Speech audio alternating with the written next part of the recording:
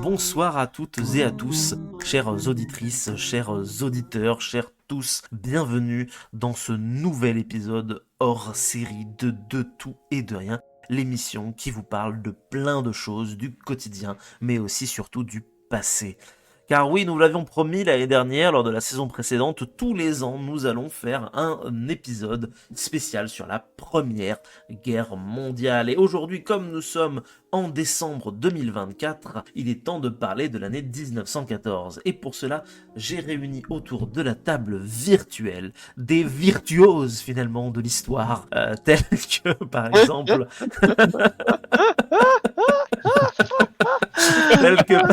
Des virtuoses de l'histoire, les historiens en PLS.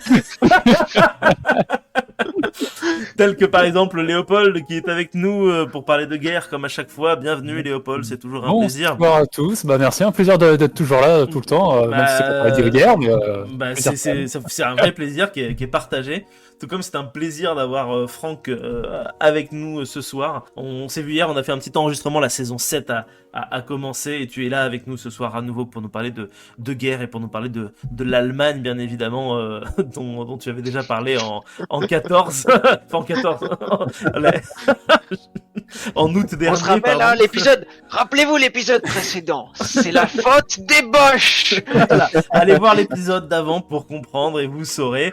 Quelqu'un qui n'était pas là, il me semble, à l'épisode d'avant, c'est Raphaël, mais qui est avec nous ce soir. Donc tout est pardonné. Comment vas-tu, Raph, ce soir ? Écoute, bonsoir, ça va très bien. Raphaël, historien spécialisé dans l'Antiquité. Je pense que je serai à ma place ce soir. Je pense que tu es à ta place ce soir. En plus, ce qui est chouette, c'est que tu nous avais prévu pour aujourd'hui, ce soir, une chronique bien spéciale parlant de 1917. Et donc du coup, je te dis, ce sera dans 3 ans. Et donc du coup, ce soir, tu n'as rien avec toi.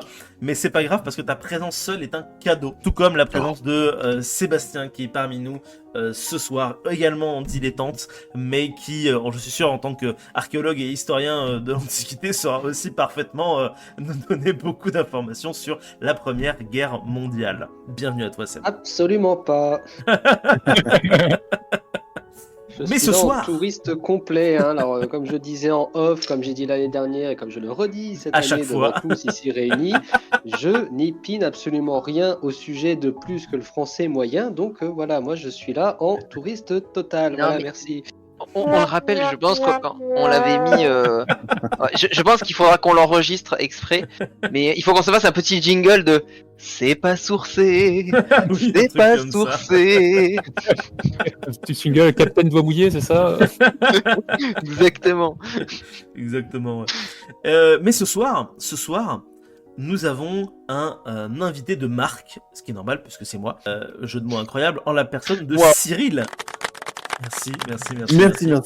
On aime l'humour ici. Bienvenue Cyril, c'est ta première apparition dans l'émission. C'est ta première fois. Tu es vierge de ton podcast. Eh bien, on va tous passer avec toi. C'est ça qui est bien, c'est que c'est un peu...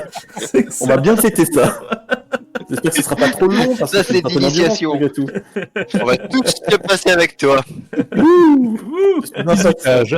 Allez, c'est parti. On va tourner, Cyril. On va tourner.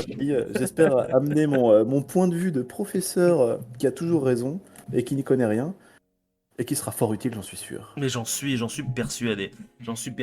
Et voilà, chers auditrices, chers auditeurs, notre petite équipe que nous avons réunie ce 9 décembre 2024 pour vous parler de la Première Guerre mondiale. Et c'est moi qui vais donc ouvrir le bal, parce que parfois il faut savoir changer un petit peu, pour vous raconter une histoire. Oui. Ah oui. Nous sommes suspendus à tes lèvres. Vous êtes suspendus à mes lèvres. Alors je vais prendre une voix de conteur avec une voix un peu grave.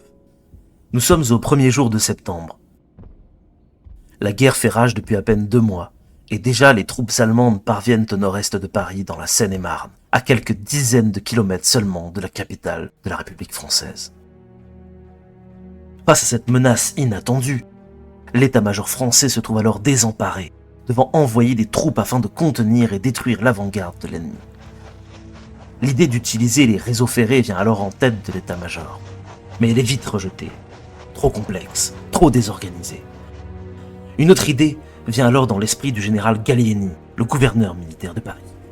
Depuis fin août, Taxi Auto participe au ravitaillement du camp retranché de Paris. Pourquoi ne pas utiliser cette réserve afin d'envoyer les soldats faire la contre-offensive? C'est ce qui est alors décidé. Mais très rapidement, l'organisation se heurte à un problème de taille. En effet, la capitale dispose alors de 10 000 taxis, mais près de 7 000 conducteurs sont déjà mobilisés pour la guerre. Or, Gallieni estime à près de 1200 taxis pour transporter environ 6 000 soldats, soit 5 hommes par véhicule. La solution est finalement trouvée. Des bus viendront compléter les manques, pouvant à eux seuls transporter jusqu'à environ 30 soldats. Ainsi, le 6 septembre, le branle-bas de combat commence.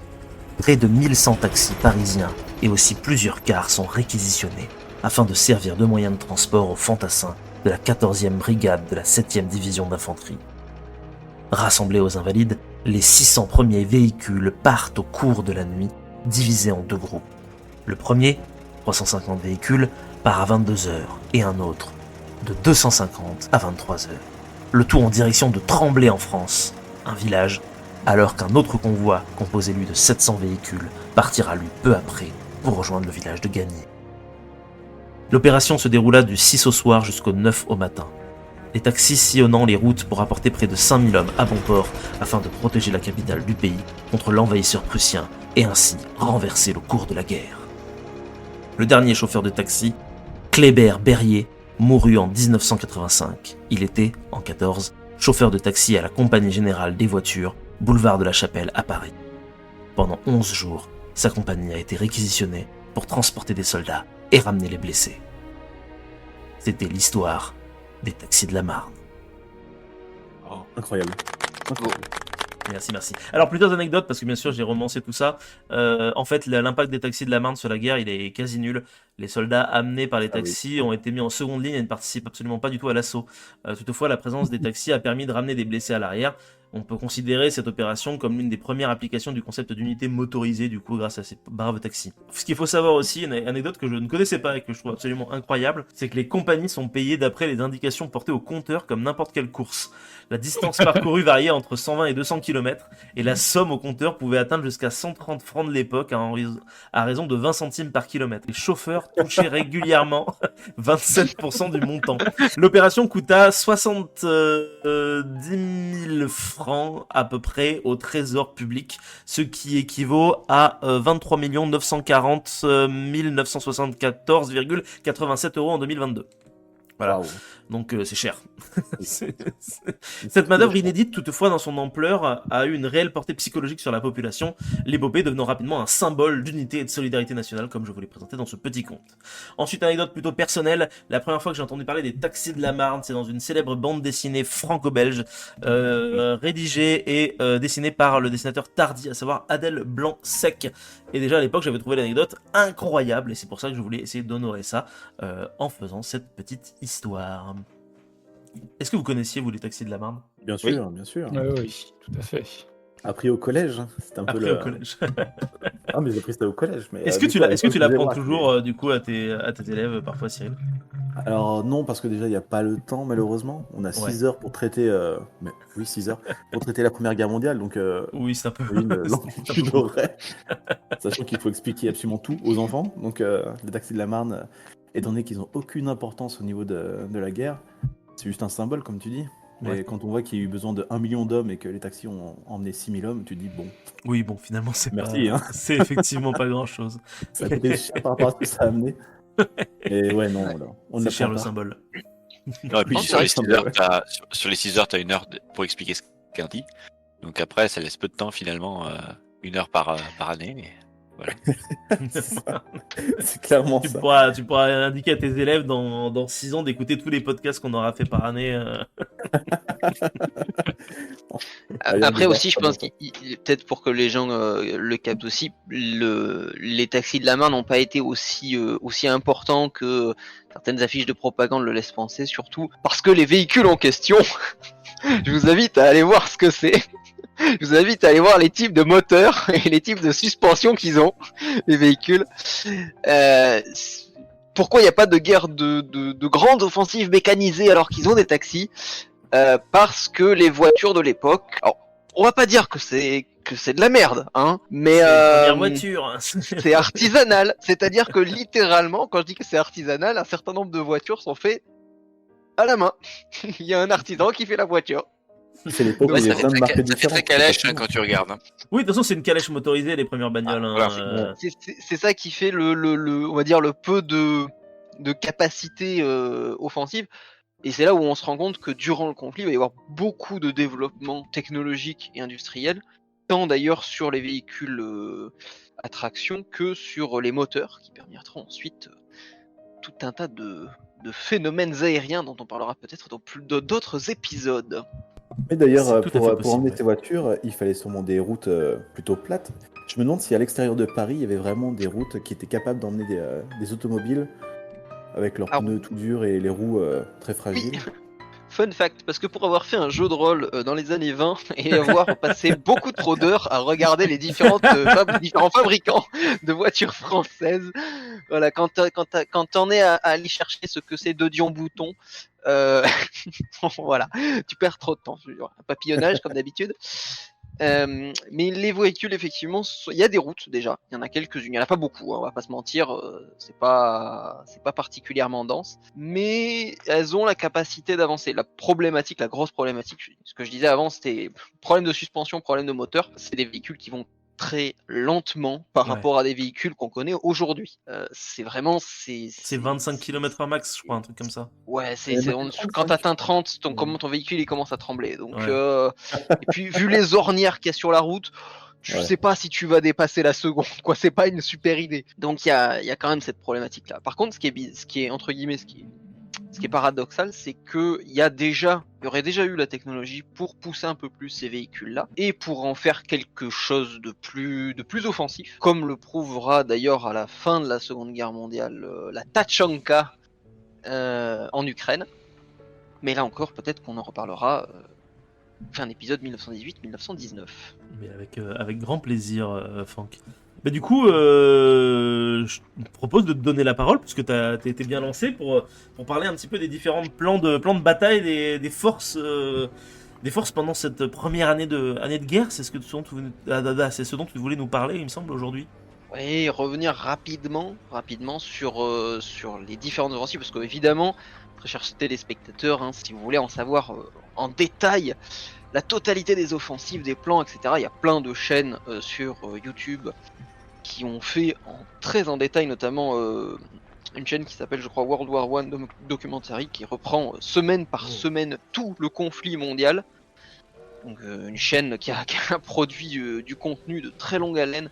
Il y a énormément d'informations, mais il y en a pas mal d'autres un peu plus petites comme History par exemple qui suit toutes les offensives des différents corps d'armée, qui se concentrent uniquement sur l'aspect militaire de la chose. Donc moi je vais juste faire une espèce de petit résumé pour voir un peu quels sont les plans des grands pays au début de la guerre. Parce qu'au tout début du conflit, finalement, ce conflit mondial il concerne assez peu de nations. Ces nations contrôlent de gigantesques empires coloniaux et donc vont recruter à travers leur empire et vont impliquer le reste du monde par voie de fait. Mais finalement, le théâtre principal au début, celui sur lequel tout le monde se concentre, c'est quand même le théâtre européen. Et sur ce théâtre, il y a quelques grandes puissances. On peut commencer peut-être par ceux qui déclenchent les hostilités, à savoir l'Autriche-Hongrie. Leur plan, entre guillemets, il est simple.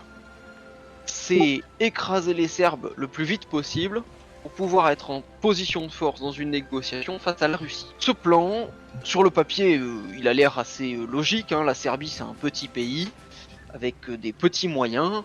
Qu'est-ce qu'ils vont faire face à une grande puissance, hein? Bon, l'Autriche-Hongrie, c'est quand même un empire qui est là depuis, en tant qu'Autriche-Hongrie, depuis 1848, donc depuis 60 ans. Ouais. 70 ans quasiment, et la lignée des Habsbourg qu'il dirige est là depuis le XIIe siècle.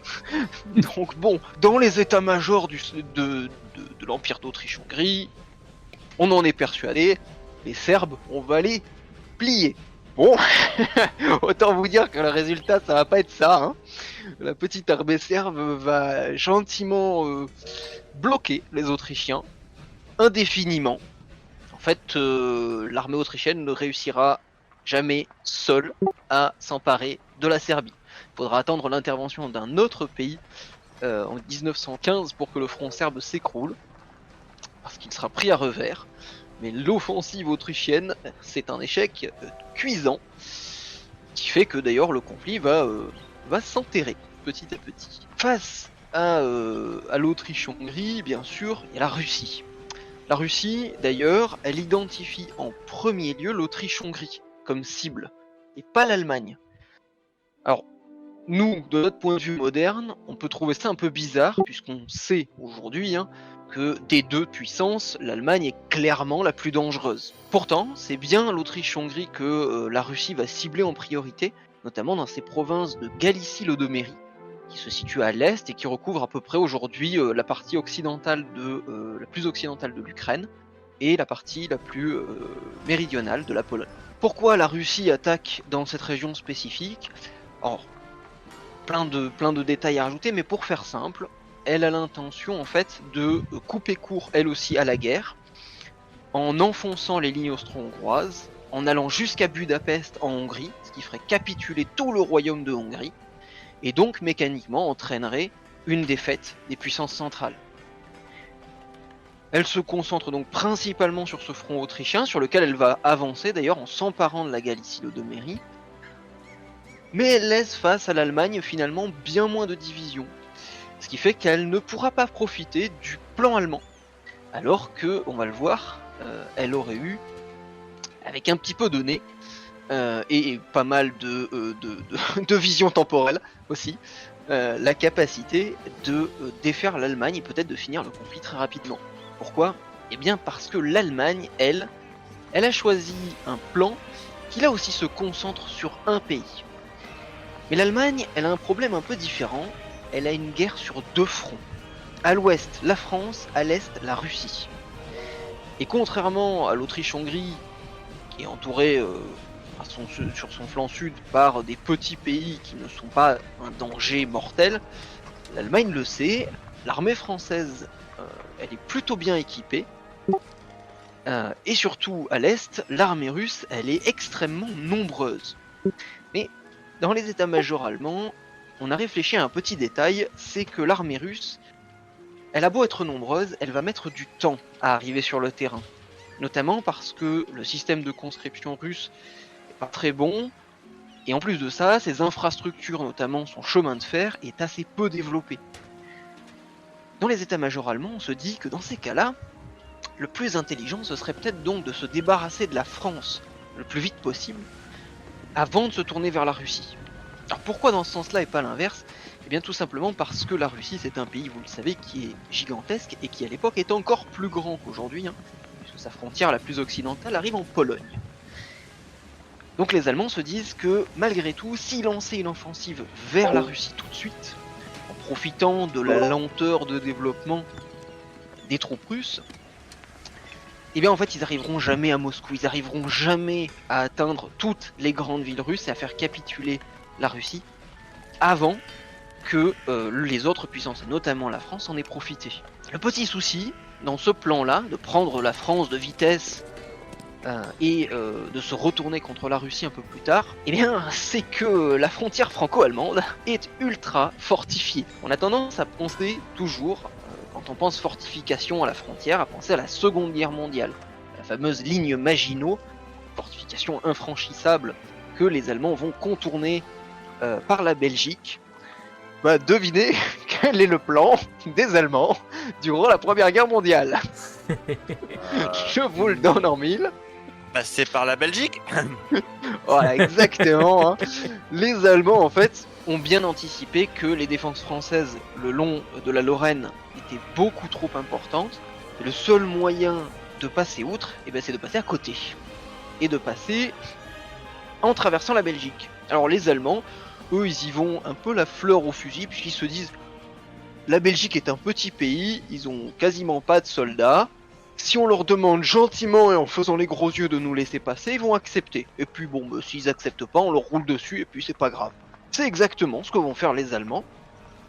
Ils vont d'abord faire les gros yeux, et puis au bout de quelques heures, comme ils se rendent compte que ça ne marche pas parce que les Belges sont persuadés que leur neutralité les protège, Ils ont oublié qu'ils n'étaient pas suisses et qu'ils n'avaient pas des Alpes gigantesques pour leur servir de défense naturelle. Et bien les Allemands entrent en Belgique et contournent l'armée française, qui se retrouve quand même bien emmerdée, mais qui va réagir. Les Allemands, pourquoi est-ce qu'ils font ça? Pourquoi est-ce qu'ils vont passer par la Belgique au risque même de faire rentrer en guerre le Royaume-Uni? Risque qui d'ailleurs va s'avérer tout à fait exact. Bien, l'objectif, c'est de prendre Paris. L'objectif principal du plan Schlieffen, puisque c'est son nom, c'est de foncer vers Paris et de décapiter l'État français. Ils vont effectivement s'enfoncer assez profondément sur le territoire français, mais malheureusement pour eux, et heureusement pour nous, ils ne vont pas arriver jusqu'à Paris. Alors il y a plein de raisons, plusieurs batailles qui vont les ralentir petit à petit, l'entrée en guerre des Britanniques qui vont débarquer des troupes dans le nord, et le moment où ils vont se rendre compte qu'en fait leur ligne d'attaque c'est un grand couloir, et que si jamais l'entrée du couloir venait à être coupée, c'est entre 1,5 million et 1 million de soldats qui se retrouveraient complètement encerclés en France. Ce qui n'est pas une super position stratégique. Les Allemands n'ayant pas réussi à prendre la France de vitesse, ils vont être obligés de se retirer légèrement vers le nord, et va commencer ce qu'on appelle alors la course vers la mer. Les armées de l'entente et les armées allemandes vont se dépêcher le plus vite possible pour gagner la Manche et la mer du Nord, pour occuper le plus de terrain possible. Le dernier joueur dont on n'a pas parlé dans ce plan d'offensive, c'est la France, qui, de son côté, avait imaginé que les Allemands se concentreraient plutôt sur les Russes, notamment à cause de la masse de l'armée russe. L'armée française ayant misé sur une bonne vieille charge à travers la Rhénanie pour occuper le cœur industriel de l'Allemagne. Bon, alors ça, outre le fait que, vous l'aurez compris, ils se sont fait déborder par le plan allemand et qu'ils ont du coup été un petit peu obligés de compenser à la va-vite, ça a une autre petite problématique, c'est qu'on l'a dit juste avant, la frontière elle est fortifiée. Entre les deux armées, l'Allemagne a une largement meilleure artillerie et elle a développé de bien meilleures mitrailleuses. Donc autant vous dire que si la France avait lancé son offensive dont le cœur de la charge se situait sur la baïonnette, oui, je ne déconne pas, l'armée française n'a pas changé en espace d'un siècle, depuis Waterloo jusqu'à 1914, et se base entièrement sur la baïonnette. Allez savoir pourquoi. Alors que la France est l'un des premiers pays à avoir développé la mitrailleuse. Mais bon, on sait pas trop. L'armée en tout cas se base sur de grandes offensives, de grandes charges héroïques, qui vont provoquer d'ailleurs au début du conflit des pertes absolument stupides. Parce que bizarrement, quand on charge une mitrailleuse à la baïonnette, ça se finit pas bien. Comme quoi, les Français n'ont pas du tout étudié la guerre de sécession aux États-Unis, ni les autres conflits du 19e siècle. Il faut dire qu'ils étaient peut-être un petit peu trop occupés à essayer de blâmer des faux espions parce qu'ils n'avaient pas la bonne religion. Voilà, l'affaire dont nous ne parlerons pas ce soir pour ne pas fâcher nos auditeurs. Voilà. C'est basiquement les grands plans d'offensive des différents grands belligérants. Je mets pas le Royaume-Uni au démarrage, puisque le Royaume-Uni étant une île, ils sont pas menacés directement sur leur territoire. Leur Royal Navy les protégeant de toute attaque à ce niveau-là. Ils vont donc se laisser libres avec leur corps expéditionnaire d'aller là où ils l'imaginent nécessaire. Bon, alors évidemment, on a ultra simplifié, on a fait très basique, mais ça recouvre basiquement les grands plans d'offensive des différents belligérants. Alors déjà, est-ce que vous avez, vous, des avis sur ces différentes offensives, ces différents plans des différents États? Alors moi j'ai une remarque. Oui, vas-y Seb. C'est-à-dire qu'entre les taxis de la Marne et cette histoire de charge à la baïonnette, est-ce qu'on serait pas aussi un petit single c'est pas mal, non? C'est français. Ouais, exactement. Je veux dire, les mecs, à part les faire mourir de rire, je sais pas ce qu'on a essayé de faire au début, tu vois. Et attends, on n'a pas encore parlé des pantalons rouges, Ouais, les pantalons rouges. Parce que après tout, ça n'a pas marché à Sedan. Pourquoi ça ne marcherait pas, Ah oui, non, mais c'est ça. J'avoue que cette absence totale de remise en question de l'état-major français, elle est quand même absolument incroyable, quoi. Mais ouais. Après, ça se lit hein, quand tu lis, même assez tardivement d'ailleurs dans le conflit. Il y a vraiment une espèce d'idée, semble-t-il, dans l'armée française, selon laquelle un combat, c'est limite un combat de chevalerie, à l'arme blanche, les yeux dans les yeux. Alors que c'est une guerre, mec, c'est une guerre industrielle avec de l'artillerie et des avions. On est d'accord que les uniformes bleus horizon, c'est pas avant 1915. Pas avant 1915, fin 15 je crois. Ouais, hein. Il me semble que je l'avais noté pour 1915 de potentiellement parler du changement d'uniforme. Donc, Oui, ces changements d'uniforme, c'est 15. Après, rapidement, ils se sont rendus compte que la casquette rouge et le pantalon rouge, ça les cramait. Et puis non seulement ça les cramait, mais comme la casquette est rouge et que la casquette est sur la tête, oui, tu tires sur la rouge. c'est un carton plein, quoi. Non, mais alors, ce qu'il y a de bien en plus, c'est que ça simplifie le travail des sergents instructeurs en face. Parce que tu tires sur le truc rouge. Tu sais, il n'y a même pas besoin les mecs leur faire travailler la précision, quoi que ce soit. C'est rouge, tu tires. C'est assez... Ouais, mais c'était assez terrible, hein, parce que c'est fou de se dire que dans le même temps, là où les mitrailleuses allemandes vont être... Enfin, quiconque a vu ne serait-ce que des images de la Première Guerre mondiale, imagine tout de suite les tranchées avec les nids de barbelés et les mitrailleuses avec les types qui ont des masques à gaz. C'est fou de se dire que parmi les premières mitrailleuses développées en Europe, c'est en France qu'elles se développent et que dès la guerre de 1870, la France en a et la France ne sait pas s'en servir. Non, et les généraux les placent avec l'artillerie. Parce que comme d'habitude, on a un état-major de boulets. Excusez-moi. Mais... Tu te dis, mais waouh, c'est... Enfin bon, c'est pas particulièrement brillant. Hein, Alors après, l'artillerie est venue bien plus tard. Hein. Enfin, bien plus tard. La course à l'artillerie, c'est apparu à partir de 15. En 14, c'était encore la cavalerie, les mouvements de troupes. Une guerre vraiment sur le... Une guerre un peu à l'ancienne, mouvement. d'une certaine manière. Le problème, oui, c'est mais que... plus rapide. Et il y a même des bataillons de vélo, histoire de prendre les nitros. Vélo. De vélo, oui. Putain, ça je l'ai pas vu. Merde. Ça aurait fait une super histoire pourtant. Et oui, ils avaient des vélos parce que le vélo c'était vraiment le prototype du mode de déplacement individuel par excellence. C'est plus efficace qu'une voiture, t'as pas besoin de carburant, ça tombe jamais en panne. S'il y a une ornière, bah, tu fais le tour, puis voilà. Donc, c'est super facile à réparer. Voilà, ils avaient une guideline autour du corps et ça allait. Putain, mais c'est incroyable, l'infanterie cycliste. Oui, mais d'ailleurs, jusque dans la Seconde Guerre mondiale. Hein. Ah oui, bah oui, bien sûr. Même les Allemands, pendant la Seconde Guerre mondiale, ils avaient des cyclistes. Alors après, ils ont eu les motos. Il y a eu des assauts à moto et tout, mais bon, c'est une autre histoire. Mais déjà, pendant la Première Guerre mondiale, c'était quelque chose d'exceptionnel. L'armée belge adopte le vélo et donne à ses carabiniers qui deviendront des carabiniers cyclistes. Ils participeront à la première victoire des Alliés contre l'Allemagne à la bataille de Hallen le 12 août 14. Ils ont été surnommés les Diables Noirs. Je savais pas. Imagine, tu passes de 3 km/h de vitesse de moyenne d'un Bah oui, non mais en vrai, t'as un gun sur un vélo, ça paraît logique hein, en fait, maintenant que tu le dis.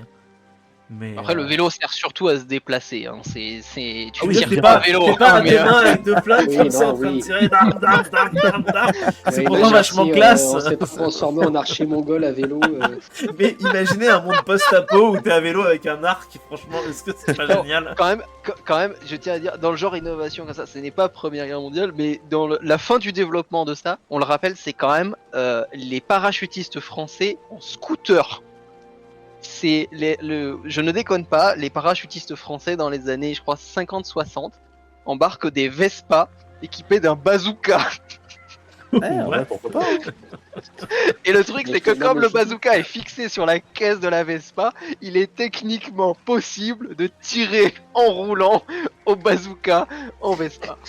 Ça, c'est quand même rien que pour cette anecdote, je suis heureux d'avoir fait cet épisode. Voilà, je vous le dis. Hein, non, mais et je l'ai dit tout à l'heure, c'est pas mal, non? C'est français. C'est français. Ok, du coup, vous avez... Léo, t'es resté très silencieux pendant cet exposé. Est-ce que t'as des anecdotes à rajouter sur un peu ça ou pas? Je sais qu'avec Cyril, vous avez eu un espèce de débat dans la conversation de préparation sur plusieurs choses que moi-même je n'ai pas complètement compris. C'était Franck et Cyril, ça c'était pas toi Léo? On avait parlé de quoi? Non, c'est juste justement sur à quel point les offensives de la Première et de la Seconde Guerre mondiale se ressemblaient. Ah oui. Oui. Et non, Je suis en d'accord. l'occurrence, Mais sur la même avec stratégie. 1870, quoi. 1870, et si on passait par les Ardennes 1914, et si on passait par les Ardennes Et 1939, mais par où vont arriver les Allemands? La Bon. surprise est totale. Qui aurait pu Là, ça prévoir fait beaucoup, là, non? Et surtout que pour y être soyons allé honnêtes. il y a un mois, je suis passé par les Ardennes. À chaque fois, on disait oui, c'est impossible qu'une armée passe par les Ardennes. Alors, ça a sûrement dû changer en un siècle, mais sincèrement, qui ne peut pas passer par les Ardennes? C'est tout plat. T'as quelques petites collines très agréables, on se croirait dans le Hobbit.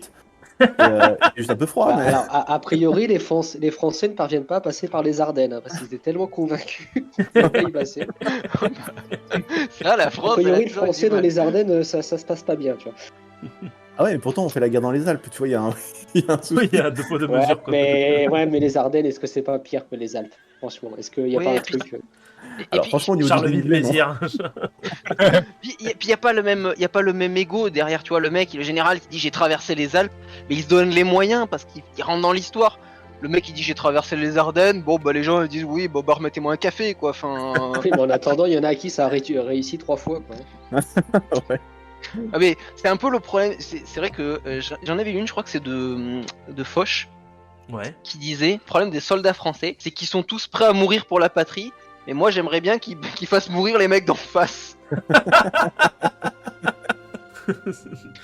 Citation C'est vrai rigolote.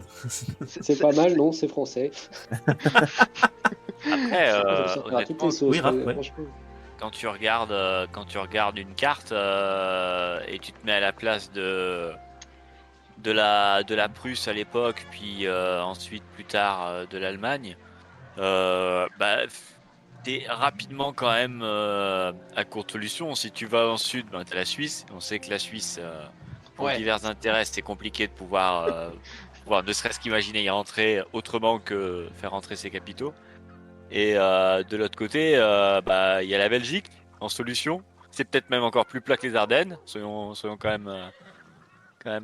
Ah là, il y a battle hein, en vrai là. Non, mais et puis en vrai, Ça ok, il dépend y a où la tu ligne passes en Maginot. Il y a la ligne Maginot, les mecs, tu pourrais comprendre que effectivement en Belgique c'est largement possible. C'est moins, c'est Eh ben, en plus le la pire, Belgique à la base, elle c'est était pas moi défendu. elle était neutre. Ouais, mais ça aussi, il y aurait pas mal de choses à dire, je pense, Non, sur mais un épisode. Je Sur, sais pas si elle sur était le- neutre à la première Si, guerre ouais, mondiale. si. Les Belges, en fait, les Belges, à partir de leur indépendance, essayent de mettre en place une neutralité comme les Suédois, comme les Suisses. Sauf que comme ils sont littéralement en plein milieu de tous les champs de bataille, et que contrairement aux Suisses, ils ont pas une réputation de gros dur que personne veut faire chier, et deux, des Alpes, bah ça marche pas. Si, les Belges sont... D'ailleurs, c'est l'une des bêtises. On a souvent mis un peu tout sur le dos de l'armée française, notamment en 40, problème de la débâcle sur les stratégies de l'état-major. Mais il y en a un morceau qui tient aussi sur le dos du gouvernement belge et de ses choix politiques, de dire non, on restera neutre jusqu'au moment où les bottes allemandes commencent à marcher en Belgique. Et où là, d'un seul coup, ils se retournent vers les Français et les Anglais, ils font au secours, au secours, au secours. Tu te dis, bon les gars, à un moment donné, faut choisir. Ouais, les Belges n'ont jamais été un peuple guerrier hein, au final. Ils n'ont même. pas ce vertu-là. Alors Ça. que c'est vrai que nous, on a toujours eu des monuments, on a toujours un idéal chevaleresque, le franc, celui qui part en croisade pour le bien, pour la liberté, pour le Seigneur, etc. Les Belges, tu vas pour les frites, pour tout ça, quoi. Pour la bière, pour les gaufres, mais tu vas Ah pas pour non, la mais bière, tous nos quoi. auditeurs belges vont nous mettre des dislikes, Cyril, que fais-tu? Bah, ils à la battent limite- là-dessus, les gars. Il faudrait La remonter vérité dans le tape temps. mal. Il faudrait remonter dans le temps et leur dire si jamais vous y allez à fond et vous vous battez comme des bêtes, vous gagnerez une Coupe du Monde. Peut-être que. Je pense que du coup, on va terminer sur cette phrase-là. Le dernier auditeur belge est parti. On connaît l'Afrique très bien. Voilà, c'est tout. J'ai une autre petite histoire à vous raconter, comme ça on enchaîne et on pourra ensuite donner la parole à Léopold. C'est une histoire où je prends exactement le même ton que tout à l'heure. Nous sommes le lundi 5 octobre 1914, au petit matin. Joseph Franz, pilote, et Louis Queneau, mécanicien, ont pour mission de mener une opération de bombardement sur les lignes allemandes du secteur du fort de Brimont. Depuis le début de la guerre, ce genre d'opération est monnaie courante. En effet, le premier bombardement aérien avait d'ailleurs eu lieu bien avant la Première Guerre mondiale lors de la guerre italo-turque de 1911 en Libye. Mais jusqu'à présent, aucun combat d'avion contre avion n'avait été mené par personne. Mais ce jour-là, la donne allait être changée. Les deux hommes avaient déjà combattu dans les airs contre les forces prussiennes, mais simplement armés de leurs petits revolvers, sans jamais pouvoir avoir un impact significatif. Mais un jour, Joseph Franz a une idée. Sans l'accord de sa hiérarchie, il demande à son mécanicien d'installer une mitrailleuse sur son biplan. Une idée qui va changer le cours de l'histoire de la guerre. L'avion décolle, il est 8h du matin. Queneau est installé à l'arrière avec les obus et la mitrailleuse. Leur opération de bombardement est un succès. Et alors que le biplan rentre en direction de la base, les deux hommes aperçoivent au loin un autre avion. C'est un aviatique allemand. À bord, il y a le pilote sergent Wilhelm Schlichting, accompagné du lieutenant observateur Fritz von Zangen.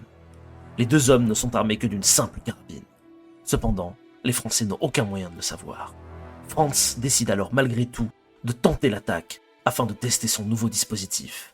Mais il sait qu'il devra se rapprocher au plus près de son ennemi afin de pouvoir l'abattre. Le pilote place alors son biplan à l'arrière de l'avion allemand, légèrement plus en hauteur que lui, afin de laisser son compagnon utiliser la mitrailleuse. Mais en bons soldats, les deux hommes savent que malgré leur puissance de feu supérieure, la mitrailleuse n'est que peu stable et ne pourra pas tirer en rafale sans risquer de s'enrayer et de leur faire perdre ainsi leur avantage tactique. Queneau commence alors à tirer sur l'avion allemand coup par coup. Le pilote ennemi tente d'éviter les tirs par une manœuvre en spirale. L'attaque dure près d'un quart d'heure. Puis, sans crier gare, après la 47e balle tirée, la mitrailleuse s'enraye. Avec un sang-froid à toute épreuve, Queneau commence alors à démonter la culasse afin de remettre son arme en état pour continuer de se battre. Mais à ce moment précis, l'avion allemand semble effectuer une contre-attaque. En mauvaise position, à la merci du lieutenant allemand armé de sa carabine, les deux pilotes tentent d'éviter leur ennemi, mais n'ont en réalité pas le temps de réagir. En effet, l'avion adverse se cabre et pique vers le sol, son aile gauche est en feu. Queneau avait en réalité déjà fait mouche. L'aviatique s'écrase alors sous les yeux du général Franchet d'Espéré et des soldats de la 5e armée, attirés par ce spectacle hors du commun, qui un jour deviendrait une norme sur les champs de bataille. Et c'est ainsi que prend fin l'histoire du premier combat aérien de l'histoire. Eh bien, Eh ouais, On s'y croirait. Hein. alors, on s'y croirait, vous avez vu. Alors moi, vous n'avez pas vu en vidéo, mais j'ai mimé les avions avec mes mains et tout. C'était histoire de me mettre un peu dans l'ambiance. Alors quelques petites anecdotes. Le général Franchet du coup a fait inhumer les corps des aviateurs allemands avec les honneurs militaires. Pour ce fait d'armes, Louis Queneau reçoit la médaille militaire et Joseph Franz, déjà titulaire de cette décoration, est alors fait chevalier de la Légion d'honneur. Cette première victoire homologuée confirme l'utilité qu'il y a à armer des avions et relance l'intérêt de l'état-major français pour développer des systèmes de mitrailleuses sur les biplans. Toutefois, une partie des officiers souhaitait concentrer quant à eux les efforts sur le bombardement. Ça tombe bien, au final on finira par avoir des bombardiers et avoir des avions avec des mitrailleuses, donc finalement tout le monde est content à la fin. Ouais, on a tout l'argent du beurre et le beurre. Et le beurre, et le cul de la crémière aussi, tiens, allez hop. Et un Mars pour compléter. c'est pas mal comme anecdote, puisque du coup, on a parlé tout à l'heure, c'était vraiment en 4 ans, les bons technologiques qui ont eu lieu du fait de la guerre. Alors bon, tout le monde connaît le tank, etc. Mais il faut penser aussi qu'à l'époque, normalement, tout ce qui pouvait un peu, on va dire, voler, c'était des aéronefs, c'était les zeppelins. C'est des vieux coucous, quoi. De toute façon, c'est des trucs qui sont ultra fragiles quand ils pensent, finalement. Hein. Et véritablement, oui, quand on va commencer à mettre les mitrailleuses et qu'il va y avoir les fameux combats aériens, j'avais pensé potentiellement pour 18 à faire effectivement le Baron Rouge, qui est un personnage c'est assez haut en couleur. C'est vrai qu'on parlait de l'esprit chevaleresque aussi, c'est pour le coup les combats d'aviation, c'est peut-être l'un des rares endroits où c'est retrouvé cette espèce d'idée de combat, alors des tout débuts seulement 1 contre 1 et un peu après en unité contre unité, mais qui sortait du lot et qui était ça a l'air de se sentir, j'ai l'impression, dans la manière dont les pilotes eux-mêmes en parlent, dans cette idée presque de combat de chevalier entre deux individus qui vont user du maximum de technique, du maximum de talent pour vaincre.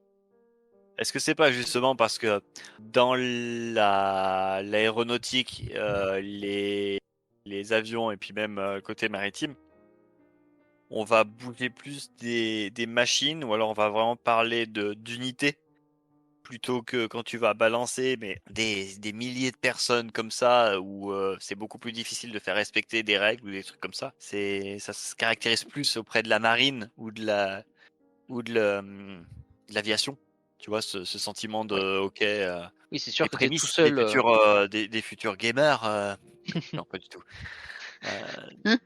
Moi, je sais pas, je l'ai toujours plus ou moins vu comme ça. Et en même temps, c'est bizarre parce que finalement, tu vois, on parle de la guerre plus par des anecdotes, tu vois, qui ont marqué et qui finalement ont peu eu d'impact. Parce que, comme l'a dit Marc, bon, là, on s'en souvient parce que c'est un premier combat aérien.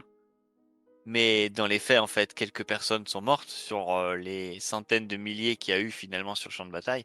C'est précisément parce que l'histoire même de l'endroit, du moment, fait que on s'en souviendra pas forcément pour un bilan humain, mais pour un bilan soit technologique ou psychologique pour ce que c'est, quoi.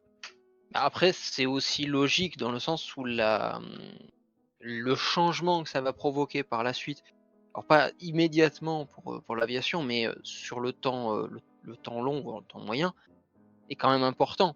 Quand tu vois qu'au tout début de la guerre, les aviateurs ils jettent des fléchettes sur les mecs en dessous, juste en utilisant la gravité pour tuer des gens, et qu'à la fin tu te retrouves avec des bimoteurs bombardiers assez gigantesques avec je sais plus combien c'est les gros bombardiers, mais je crois que c'est 2 postes de mitrailleuses, pilote copilote, enfin c'est des très gros engins. Tu sens qu'il y a eu quand même un changement, et d'ailleurs sur ces évolutions technologiques sur la fin de la guerre, elles vont avoir un impact. Il y a beaucoup de gens qui s'imaginent que si à la fin en 18 l'entente a gagné, c'est parce que les Américains sont arrivés. Peut-être que le fait que la France ait la domination totale des airs, parce qu'elle produit largement plus d'aéroplanes que les Allemands, et qu'elle produise aussi, je sais plus, en termes de nombre de tanks, je crois qu'on en était sur plus d'1 millier à la fin de la guerre. Ça joue, Ça je joue, pense, mais- au moins autant, si c'est pas plus, dans Bien les sûr. offensives, parce que concrètement, sur le terrain, ça va avoir un impact. Si ça en a, Non, le hein. premier combat aérien, il en a pas beaucoup. Les derniers combats aériens, ils vont en avoir beaucoup plus. Je vous renvoie d'ailleurs j'en profite, hein, je fais de la publicité, je vous renvoie d'ailleurs à la chronique que Léopold avait fait il y a maintenant 2 ans sur justement l'état de l'armée française en 1918. C'est une chronique qui est très intéressante. Et alors, ça tombe bien que tu parles de ça parce que justement, je voulais rebondir sur un truc, si je peux. Oui, vas-y, bien sûr. C'est justement, c'est super intéressant parce que alors, dans une autre chronique, il y a un passé fort lointain, Ouais. j'avais, il me semble, parlé je sais plus si c'était le film ou le livre À l'Ouest, rien de nouveau. Eric, ma remarque. Ça me dit un truc. Ouais, voilà. Donc voilà, pour ceux qui connaissent pas, donc un roman écrit Tu par t'en as Éric pas fait Maria de Remarque. chronique, mais t'as dû Et j'en avais l'évoquer, parlé. je pense. Ouais, t'as dû l'évoquer. Voilà. Ouais. Alors, Et c'est donc plus court. en 3 mots, pour ceux parmi nos auditeurs qui ne connaissaient pas, ou peut-être parmi vous, donc un roman écrit par un ancien soldat justement de la Première Guerre mondiale qui a été profondément marqué par tout ça, et qui prend le point de vue donc allemand en 1918. D'ailleurs, c'est un super roman, lisez-le si vous ne l'avez jamais lu, c'est vraiment un truc exceptionnel. C'est triste à en crever, mais c'est exceptionnellement bien à lire. Et bref, et du coup, lui-même, dans ce roman, il insiste plusieurs fois sur le fait que les Allemands, en 1918, ils ont peur de 2 trucs, les chars américains et l'aviation française. Donc c'est pour ça que je voulais rebondir là-dessus, Ah c'est oui, que ça me fait c'est penser à vraiment, ça, ouais.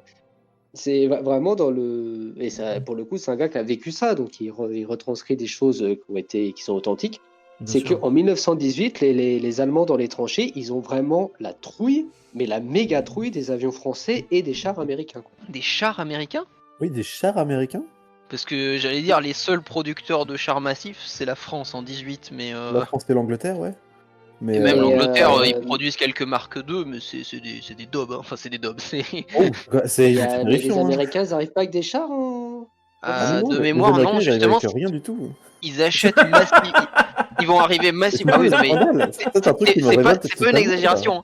Ça fait rigoler, mais c'est même pas une Non, mais exagération. c'est le ton de la voix, moi, qui me fait rire. Et moi, c'est un truc qui m'agace quand je vois Battlefield 1 où les Américains ont un rôle prépondérant. Les gars, vous avez rien fait. Vous êtes arrivés, Pershing n'a pas voulu engager ses troupes parce que, pas envie. Et il a fallu que les Allemands leur tombent dessus à Argonne pour qu'enfin ils disent mais en fait, on est en guerre ici. Et du coup, semblait. une scène prépondérante avec des tanks et tout ça. Non, les Américains, ils avaient leurs fusils. Ils devaient faire des prêts aux Français pour avoir des munitions, des fusils, des trucs comme ça. Et De mémoire, le seul truc qu'ils apportent, c'est le fusil à pompe, que les Il y a- Allemands décriront en mode c'est pas juste, c'est des crimes de guerre. Alors, On parle des apparemment, mêmes de mecs ce qui lâchent du que, gaz. c'est pas les de ce Français, que je lise, ils ont produit une production de tanks, mais enfin de chars d'assaut, mais qui est une copie sous licence du char Renault, en fait. Oui, c'est ça, c'est Ouais, c'est du Renault. C'est ça, c'est du M 1917. Ah, c'est le si le Mark 1 est la mère de tous les tanks, le Renault FT17 est très clairement le père de tous les tanks modernes. Hein. Peu importe, mais Non, du mais du coup, coup, ils ouais, ont peut-être extrêmement que- peur des chars et de l'aviation. De Voilà. la technologie, ouais, Ouais, de ouais. toute façon, ouais. Et j'avais de souvenirs, il me semblait que les Allemands, niveau technologie, ils étaient quand même un peu à la pointe de l'Europe, non Seconde. Alors Pas après, première. Oh, mais à la première, ils avaient par contre un côté de préparation. à la première, Qui moi, il me était semblait incroyable. ils étaient quand même à une certaine pointe en termes dans tout ce qui est sidérurgie, tout ça, non? J'ai souvenir de. Au niveau de- des armes à feu, peut-être, non? Compagnie, Plutôt des trucs des fusils de base, Non, des trucs comme ça, le le- fusil. Non, ça pour le coup, le fusil. Est-ce pour qu'un avoir regardé Mauser, un c'est peu. plus puissant qu'un Lebel ou pas? Non, les Autant fusils qu'elle veut. sont, les fusils sont kiff kiff. Franchement, les fusils, il y a pas trop de. Au niveau des mitrailleuses, elles sont mieux parce que je crois que c'est une Hotchkiss, la française, c'est une Ok. daube finie. C'est toujours mieux que le modèle italien, mais bref. De ce que j'ai lu, apparemment, c'est ça sympa, ouais. tombe souvent enfin, ça s'enraye très régulièrement, de ce que j'avais lu. Oui, les mitrailleuses françaises sont assez pourraves. Elles surchauffent trop vite, elles s'enrayent tout le temps, elles résistent pas à la boue alors que c'est un combat de tranchée. Enfin bon, c'est. Ils ont tous les Français, défauts comme dirait possibles. Sam. Ouais, voilà, pas mal, c'est français. Non, les fusils, pour le coup, ils sont kiff kiff. Après, c'est surtout que les Allemands vont, par contre, en artillerie, ils vont largement dominer. D'ailleurs, c'est assez rigolo, puisque c'est l'un des trucs sur lesquels, que ce soit en 1818, en 1418, et ensuite en 40, les Allemands, vraiment, on a vraiment l'impression c'est artillerie. Hein. C'est. C'est peut-être ça qui m'y faisait penser. Alors peut-être en 14, mais par contre, c'est vrai qu'après, les Allemands vont être dépassés par rapport à l'artillerie française. Bizarrement, les Français vont faire de la Ouais, bonne artillerie en fin de guerre. Fin 18, parce que. Ah ouais, non, alors je confonds peut-être sur 40, puisque. Pour Et la- le et coup, la en grosse- 40, la ils grosse ont. Bertha, là, un calibre de canon impressionnant de la De quoi Première j'allais Guerre dire mondiale. Il y a la grosse Bertha qui est un des canons Fameuse, allemands ouais. impressionnants de la Première Guerre mondiale. Oui, Ouais. mais après, bon, ça c'est plus une typologie, la grosse Bertha, qu'un véritable canon. Mais les Français, en vrai, on ne connaît pas du tout, mais pour y être allé à Verdun, où ils faisaient un peu le listing de toutes les artilleries, les Français, on les connaît pas, mais en fait, on avait de très très bonnes artilleries. Et on les connaît pas, et je les ai lus, et je ne les connais toujours pas. Par contre, évidemment, la grosse Bertha et tout ça, évidemment, je Je l'ai connais. pas mais- retenu. Ah, je n'ai pas- J'avoue que j'en étais resté au canon de 75 qu'ils ont gardé ensuite jusque durant la Seconde Guerre mondiale. Et là, pour le coup, le machin était entièrement dépassé. Ah bah oui, Euh, totalement. Ah, quoi en fait, en début de guerre, pas tant. C'était parce qu'il y avait Canoncourt qui était dépassé, mais non, on avait déjà du très très très gros calibre. Hein. On avait déjà des obus d'une tonne qui s'effondraient sur les Allemands. La preuve, quand je suis... Bon, allez, c'est un peu plus tardif, évidemment, c'est Verdun. Mais quand je suis allé visiter le fort de Douaumont, qui est une histoire allemande, du coup, on a réussi à percer le fort, qui est normalement imperçable, par rapport à un obus en piqué. Et il avait une charge, je sais même plus quelle était la charge, mais c'est juste apocalyptique. Il a ouvert le fort, il a tapé dans les munitions du fort, le fort a explosé. Enfin, les Français arrivaient à tout bousiller à partir des 17, quoi. Donc c'est vrai que c'est... On a toujours cette idée que les Allemands sont très bons en artillerie. En fait, les Allemands misent beaucoup sur l'artillerie, mais les Français aussi. Quand on regarde, c'était assez marrant, j'ai vu à la fac une image de la manufacture de Saint-Étienne. Genre en 1900, on voit que c'est un truc familial, il y a le grand-père, il y a la grand-mère, voilà, ils sont 10. Et après en 1917, où ça fait plusieurs hectares et la sortie d'usine c'est 40 000 personnes, on Ah oui, sent non, que ça c'était- produit massivement et des gros canons. Hein. C'était devenu un centre névralgique vraiment d'armes, mais ça a toujours été. Et puis ça, Oui, déjà c'était Manufacture Royale, hein, si je dis pas de conneries. Armeville, c'est comme ça qu'on l'appelait d'ailleurs avant. Hein. Ouais. Voilà. Et puis c'est toujours le pôle dynamique de la région. Bien sûr. Ah non, Mais c'est fini, pas maintenant. Ça a fermé, non? la manufacture d'armes. Ouais. Oui, la malheureusement, elle a majorité fermé, des locaux sont réutilisés aujourd'hui ouais. pour d'autres choses, notamment liées au design. Mais Maintenant, on achète allemand. et oui, on achète le HK. Eh oui. HK 416, non? C'est pas ça? Ne parlons pas de l'affaire Fremat.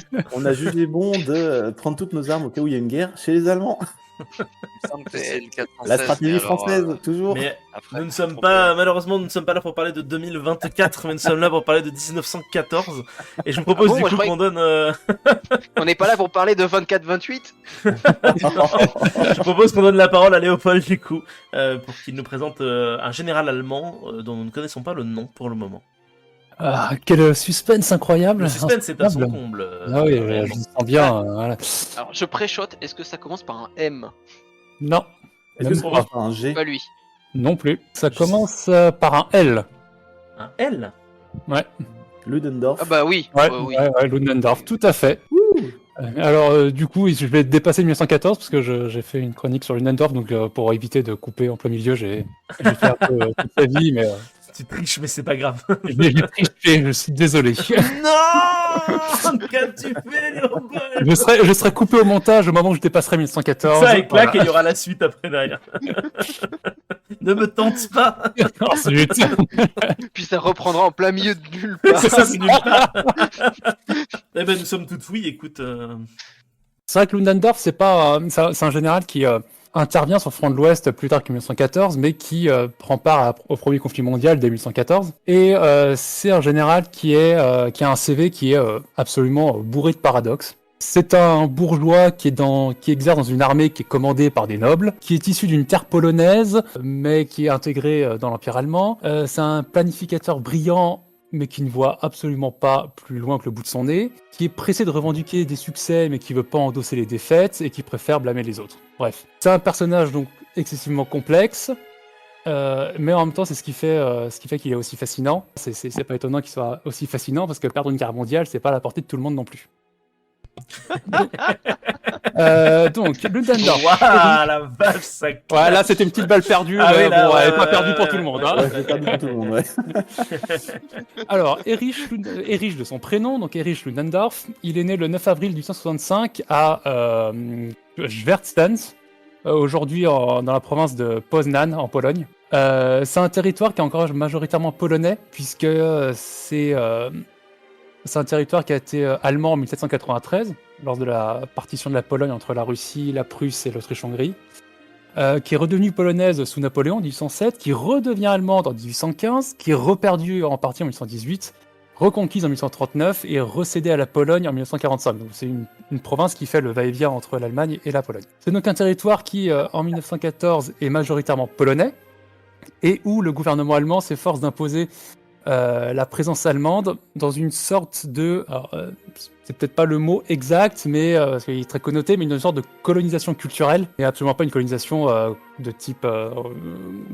type africaine ou encore en Asie où on va faire des travaux forcés, on va exploiter les populations. Là, ça sera quand même beaucoup plus doux, sans être une partie de plaisir. Hein. Ne me faites pas dire ce que j'ai pas dit. Donc c'est une province qui est aussi à la frontière avec la Russie, donc c'est une sorte de marche militaire où il y a une forte présence de l'armée. C'est le fils d'un bourgeois qui est aussi officier de réserve, et donc c'est tout naturellement que notre jeune Ludendorff se destine à la carrière militaire. Il rentre à l'école de Plön en tant que cadet, puis à l'école militaire de Lichterfelde de 1877 à 1882, où il est remarqué pour son intelligence. Il en sort sous-lieutenant, et après quelques affectations dans divers régiments que je vous passe, parce que c'est vraiment des petits régiments, ça n'a pas grande importance, il rentre à la prestigieuse Kriegsakademie, donc c'est l'académie de guerre, en 1890.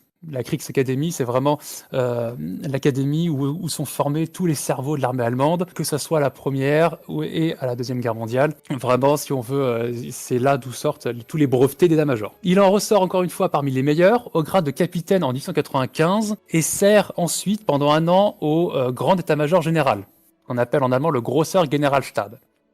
qui est le véritable cerveau de l'armée allemande. Il passe aussi ensuite quelques mois à Moscou pour y parfaire sa connaissance de la langue et de la civilisation russe. Pendant son séjour au grand état-major général, il se fait remarquer par notre vieux copain Alfred von Schlieffen, donc le grand maître de la stratégie allemande et dont l'influence va profondément le marquer. Notamment une idée très allemande, qu'une grande bataille décisive par un enveloppement géant peut décider la guerre. Les Allemands, depuis le 19e siècle, sont absolument obsédés par la bataille de Cannes, dont ils vont étudier encore et encore cette bataille et vont se forger donc cette conviction que une bataille peut être décisive et que après la guerre est gagnée. Sauf que bon, ils ont dû rater la suite de Cannes parce que même après Cannes, Hannibal n'a pas gagné. Bon. Il fait aussi différents passages dans la troupe, aussi brefs que courts. Ludendorff est avant tout un intellectuel. Il est promu lieutenant-colonel en 1907, puis colonel en 1911. Il prend la tête de la 2e section du Grand État-major général. Donc cette section, elle fait quoi? Elle est chargée de concentrer les forces en cas de conflit. Il participe donc tout naturellement à l'élaboration du plan de guerre allemand, le plan Schlieffen dont on vient de parler. Il travaille à adapter l'outil militaire face aux menaces auxquelles le pays est confronté, dont la montée en puissance de la Russie en premier chef. Il se rend compte que la Russie récupère beaucoup plus vite de sa défaite face au Japon de 1905, et donc il faut s'y préparer. En avril 1914, il prend donc un peu quelques mois avant le début de la guerre, il prend le commandement de la 85e brigade d'infanterie de Strasbourg, tout en continuant à participer à de nombreuses activités d'état-major. Et lorsque la guerre éclate, il est Oberquartiermaster, excusez-moi pour mon allemand, c'est-à-dire officier supérieur en charge de l'intendance d'une armée.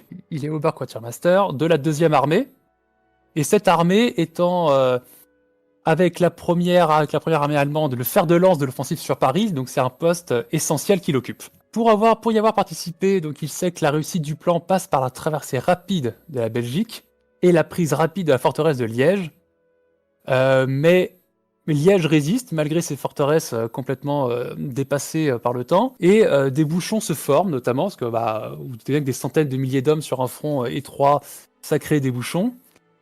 Ludendorff se rend alors directement sur place et, en prenant le commandement de la colonne qui doit s'en occuper, force le passage et obtient la reddition de la forteresse, ce qui lui vaut la croix pour le mérite, qui est la plus haute distinction impériale. Donc déjà, dès 1914, il commence de briller. Il brille déjà pas mal d'ailleurs. C'est donc auréolé de gloire qu'il est envoyé par Moltke le Jeune, qui est le chef du grand état-major général, pour la Prusse orientale, qui est menacée par l'offensive de 2 armées russes, afin de rétablir la situation compromise de la 8e armée allemande. Mais comme il n'a pas encore les titres nécessaires au commandement d'une armée, il n'a jamais exercé que de petits commandements, on lui donne un chef, en la personne du colonel général Hindenburg, qui est retraité depuis 1911, mais qui est rappelé au service pour l'occasion. Malgré quelques frictions entre les deux hommes, que les mémoires des contemporains passent sous silence, le duo est couronné de succès lors d'une victoire écrasante et sans appel de la bataille de Tannenberg. Fort de ce succès, donc Ludendorff voudrait reporter à l'est son centre de gravité, le centre de gravité de l'effort allemand, mais le patron de l'armée allemande, qui s'appelle Falkenhayn, n'exclut pas une paix séparée avec la Russie, et il estime que les forces seront insuffisantes pour couvrir une campagne en Russie dont l'issue ne serait pas décisive. Évidemment, je pense qu'ils sont encore assez... ils ont tous en tête la campagne de Napoléon et du 112. La Russie fait encore un peu... Même si l'armée russe ne fait pas aussi peur qu'elle le devrait, en tout cas, son territoire, l'immensité de son territoire et son hiver fait peur. L'objectif de Falkenhayn, ici, est de soutenir les Autrichiens, donc il renforce avec une armée. Qu'est-ce que devient donc le duo Hindenburg et Ludendorff? Ils sont nommés à la tête d'une armée, à la tête du front Est, avec Hindenburg en commandant en chef de l'Est.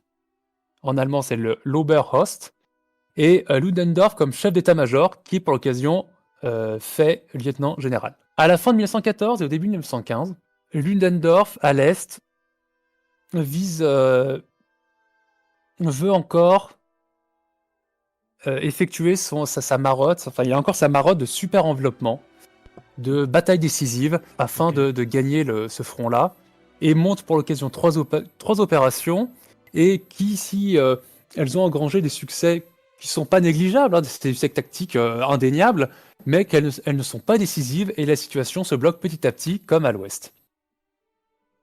Ok. À cause des revers autrichiens, au sud, les Russes, comme on l'a dit avant, les Russes tapant d'abord sur l'Autriche-Hongrie, hein, les troupes autrichiennes étant moins solides que les troupes allemandes.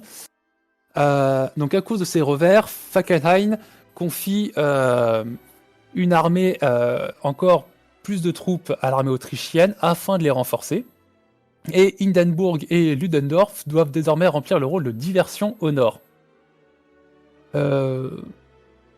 Ludendorff donc s'exécute, il monte une petite opération en Lituanie et comme d'habitude, c'est pas la première fois qu'il y reviendra, il propose encore une fois un mouvement tournant qui veut encercler l'ennemi. Falkenhayn, lui, préfère des opérations limitées, hein, comme je l'ai dit précédemment, il ne croit pas à une réussite d'une telle opération. Il veut des opérations limitées qui entraînent l'effondrement par pan du front russe. Et c'est ainsi qu'à la fin 1915, les troupes allemandes sont installées d'une ligne allant du Yémen aux Carpates. Un peu frustré quand même de ne pas avoir pu mener la bataille d'anéantissement dont il rêve, dont il l'appelle de ses voeux, Ludendorff se console en exploitant les territoires conquis. Et on en arrive là à un pan assez méconnu de l'histoire de Ludendorff, mais aussi de la Première Guerre mondiale. C'est tout un pan qui va influencer aussi Hitler dans sa vision de la guerre à l'Est et de son exploitation, puisque Ludendorff va se mettre à exploiter les territoires conquis. Il fait d'abord remettre en état l'infrastructure, relance l'agriculture et les grandes exploitations forestières, installe une administration dans un territoire qui apparaît comme une mosaïque ethnique et linguistique. Et c'est un territoire où règne sans partage l'Oberhost, le commandant en chef de l'Est, contrairement à l'Ouest. À l'Ouest, les territoires occupés sont sous contrôle civil, avec un gouverneur général, qui lui-même est secondé par toute une administration civile. À l'Est, rien de tout ça, c'est le contrôle sans partage des militaires, et c'est une exploitation qui est faite de manière brutale, avec des exactions, des réquisitions, du travail forcé, une exploitation excessivement brutale. Cette exploitation va permettre de nourrir les troupes d'occupation, mais aussi d'exporter vers le Reich des denrées agricoles et des matières premières qu'il manque cruellement à cause du blocus effectué par les Alliés. Que là, vous allez me dire, bon, c'est quasiment à peu de choses près, la même chose que feront les nazis 20 ans plus tard.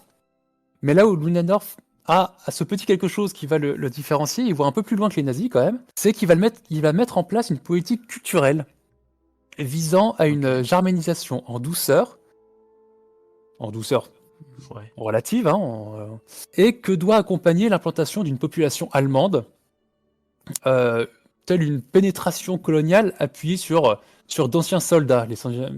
Les anciens soldats jouant dès lors le rôle d'anciens légionnaires romains sur Limès, protégeant le cœur de l'Empire. Et donc on voit quand même toute son influence de sa province d'origine, avec toute cette aussi germanisation culturelle. Ludendorff, après ça, ne reste pas longtemps à ce rôle d'exploitant forestier. En 1916, l'entrée en guerre de la Roumanie provoque la disgrâce du commandant en chef allemand, Falkenhayn, et Hindenburg est appelé à le remplacer, toujours accompagné du fidèle Ludendorff, qui est dès lors nommé premier quartier-maître général. C'est un titre qui n'existait même pas avant lui, il est créé spécialement pour lui. On pourrait penser alors qu'ils exercent le pouvoir à deux, mais vu que Ludendorff s'est vu accorder le droit de prendre sous sa responsabilité toutes mesures nécessaires à conduire des opérations, de facto, c'est lui qui commande en fait. Il commence par écraser la Roumanie dans une campagne éclair.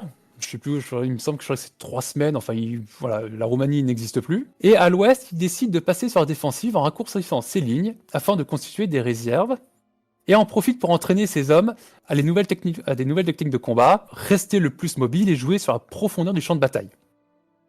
Il espère ainsi compenser la supériorité numérique et matérielle de l'adversaire par la flexibilité tactique et la maîtrise technique. Et ça va amener à la création d'une nouvelle unité très célèbre, peut-être que vous connaissez.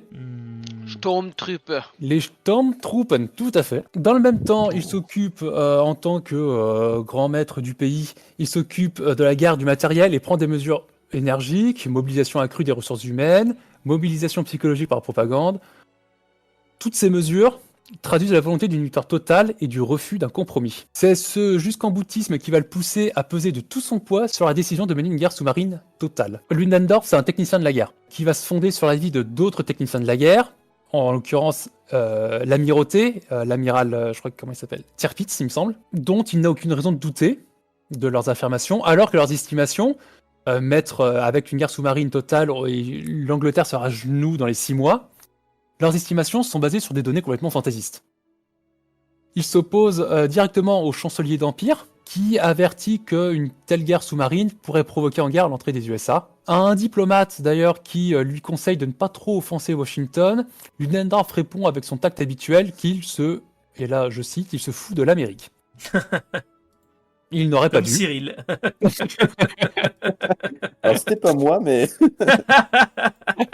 Et les conséquences sont évidemment catastrophiques, puisque alors que le chancelier avait esquissé une recherche de compromis en vue d'une offre de paix en décembre 1916 en direction des États-Unis, et recherche de compromis dont il escompte bien que Wilson la reprenne à son compte, la guerre sous-marine totale ruine totalement ses efforts, et du coup c'est un véritable affront, c'est un véritable camouflet qui est infligé au président Wilson, qui va désormais considérer l'Allemagne comme un hors-la-loi et qui va mener cette marche à la guerre des États-Unis. L'Allemagne n'a dès lors plus d'autre objectif que de tenir à tout prix, et ce malgré la révolution russe de février 1917, qui est la seule évolution favorable qui leur arrive à partir de là. Cette révolution russe donc permet à Ludendorff de ramener ses forces à l'ouest, mais bizarrement c'est pas toutes ses forces qui va ramener à l'ouest, puisque malgré la paix signée officiellement le 3 mars 1918, c'est le traité de Brest-Litovsk, dont d'ailleurs il est aussi un des négociateurs, hein, pourquoi s'arrêter en si bon chemin quand il a tous les pouvoirs, il laisse à l'est de nombreuses divisions qu'il fait même pousser encore plus loin. Il y a des troupes allemandes qui arrivent jusqu'en Finlande, jusqu'au bout de l'Ukraine, et même dans les Carpates, ce qui d'ailleurs va enraciner chez les Allemands une croyance tenace qu'une guerre à l'est, au final, c'est pas bien compliqué à faire. Ces troupes en Russie sont là sans raison particulière, parce que je vous l'ai dit, la paix est signée, et ces troupes seraient particulièrement utiles sur le front ouest, et elles vont particulièrement manquer. En décembre 17, Ludendorff décide donc de rechercher la décision à l'ouest, en battant les Anglais en une seule opération, et avant que les Américains n'arrivent. Et évidemment, le plus tôt serait le mieux. Il ne reprend pas le plan d'un de ses généraux, un général qui s'appelle Ruprecht von Bavière, qui veut percer le front vers aux alentours d'Armentières, qui veut prendre Amiens, qui a un nœud logistique excessivement important et qui couperait les communications entre les Français et les Anglais, puis ensuite tourner vers la droite, droit vers la côte, et rejeter les Anglais à la mer par un mouvement tournant. Ludendorff ne choisit pas ce plan, qui pourtant est plus raisonnable que le sien. Alors, attention, je ne dis pas que le plan précédent aurait forcément réussi, hein. C'est un plan qui est plus raisonnable, mais qui n'aurait peut-être pas réussi. Il décide, lui, de percer dans l'Aisne, donc plus au sud, au niveau de Saint-Quentin, en introduisant 2 nouvelles armées. La 17e, qui a fait ses preuves sur le front italien de Licenzo, en octobre 17. Donc, vraiment des gens plutôt expérimentés, hein, Licenzo étant le lieu de nombreuses batailles sur le front italien. Et la 18e du général Houtière, qui a expérimenté les nouvelles méthodes d'infiltration des Sturmtruppen lors de la prise de Riga en août 1917. Et cette opération, c'est l'opération Michael. Avec ces 2 nouvelles armées, donc Ludendorff conserve ainsi le pouvoir de décision, et en ne reprenant pas le plan de Ruprecht, il veut éviter que celui-ci recueille seul les lauriers de la gloire. En faisant cela, le dispositif allemand présente un défaut. L'axe de pénétration, en fait, il s'oriente vers le sud-ouest. Alors qu'on l'a vu, a priori, l'objectif, c'est de rabattre les Anglais au nord-ouest. Donc, son dispositif ne correspond pas à priori ce qu'il veut faire, parce que c'est un autre défaut. En fait, Ludendorff n'a pas d'objectif clair. Malheureusement, enfin, j'ai pas de carte, j'aurais bien voulu vous en montrer une, et de toute façon, pour nos auditeurs, ils l'auront pas vu de toute façon, mais c'est vrai que quand on voit le plan allemand de Ludendorff, ce qui est frappant, c'est que tout ce qu'il veut faire, c'est donner... c'est attaquer, quoi. Il n'y a pas vraiment d'objectif, il n'y a pas de direction claire. Il veut juste donner des coups de boutoir et voir un peu ce que les ennemis vont faire pour ensuite aller à un endroit qui aurait mieux réussi que l'autre. Voilà. Donc, aucun objectif clair. Là où Ruprecht, comme je l'ai dit, en a un, Amiens, puis ensuite la côte. Ludendorff planifie donc ainsi toute son opération uniquement sur la tactique, sur le plan tactique et sur la réaction de l'adversaire. Son dispositif est fragmenté, il ne donne aucun centre de gravité clair. Sa pensée est donc ici un simple élargissement opérationnel, c'est purement tactique. Il n'y a aucune vision stratégique et encore moins opérative. De fait, si la percée réussit bien donc le 21 mars, c'est les offensives allemandes de 1918, la reprise de la guerre de mouvement, la direction prise par les troupes ne permet pas de développement décisif. Les troupes sont épuisées, elles doivent s'arrêter. Et encore une fois, même si Ruprecht, lui, il tente bien d'élargir le front vers le nord, près de Lens, pareil, ses troupes s'épuisent très vite et il doit s'arrêter. Ludendorff n'en démord pas. Il décide de monter une nouvelle opération contre les Britanniques au nord. Et pour cela, il a besoin d'une diversion pour attirer les forces françaises au sud. Forces françaises qui sont derrière le front britannique et qui les soutiennent. Donc il a besoin qu'elle se déplace vers le sud. Mais là encore, nouveau paradoxe, Ludendorff avait clairement expliqué avant l'opération que les forces allemandes ne suffiraient que pour un seul assaut et que toute diversion était exclue. Et que même pour le début de la bataille, il estimait juste que de faux renseignements, des barrages d'artillerie, des patrouilles plus nombreuses sur d'autres parties du front suffiraient à leurrer l'adversaire. En fait, non, pas du tout. Les Alliés ont été tout à fait au courant du secteur de l'attaque allemande et d'ailleurs ont très bien réagi. Donc pas de diversion au début, mais là il va encore fragmenter ses forces avec cette attaque de diversion et bizarrement le succès est au rendez-vous. C'est un succès apparent, superficiel, mais il est là. Le chemin des dames est percé, notamment grâce aux tactiques d'infiltration dans la profondeur de ces Sturmtruppen. Mais si cette progression est spectaculaire, ces troupes s'engouffrent dans une poche au flanc très exposé, et Ludendorff ne peut pas élargir la base de cette poche. Donc il se laisse entrer dans une bataille de grand style, alimentant cette bataille avec des troupes, mais sans objectif, encore une fois, clair, et qui épuise ses troupes inutilement. Dès lors, il devrait se retirer d'une position trop exposée, mais il s'entête et décide de remonter une nouvelle opération pour le 10 juillet. Mais la logistique peine à suivre, l'offensive ne peut démarrer que le 15, ce qui prend un très gros risque, puisque Foch il sait que Foch prépare une contre-offensive. En fait, ce qui se passe pendant ces mois d'été, c'est qu'il refuse de voir que son armée est complètement épuisée.